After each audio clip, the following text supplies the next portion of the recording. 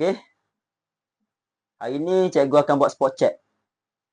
Siapa yang kaki seluar kecek, baju kecek, rambut memeseng, jumpa saya kat bilik disiplin.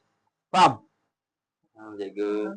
Okey, kelas Akindi, mari dulu. Ya. Ni butang, dok kacing, perut besar, pakal luar terik.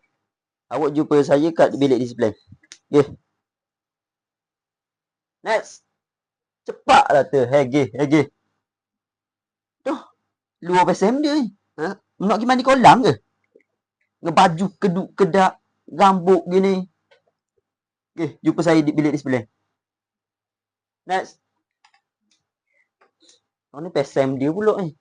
Pakai baju adik ke? Dengan kaki seluar kecek. Tu, nak betah dah tu. Okey, jumpa saya bilik disiplin.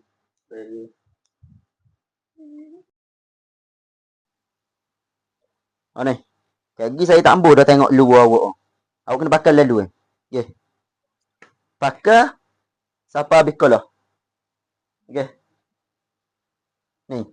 Jenis luar berenang gini. Pakai ni. Okey. Pakai siapa habis sekolah. Mari, mula. Tengok something kali.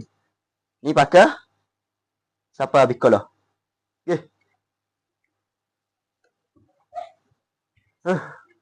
Budak lem ni.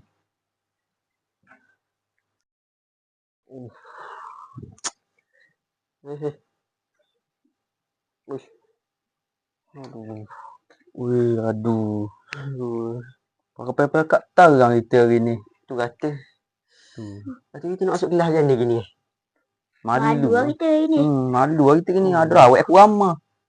Dah macam bujang lapuk dah. Apalah nasib. Aduh. Dah. Dia cabut aku.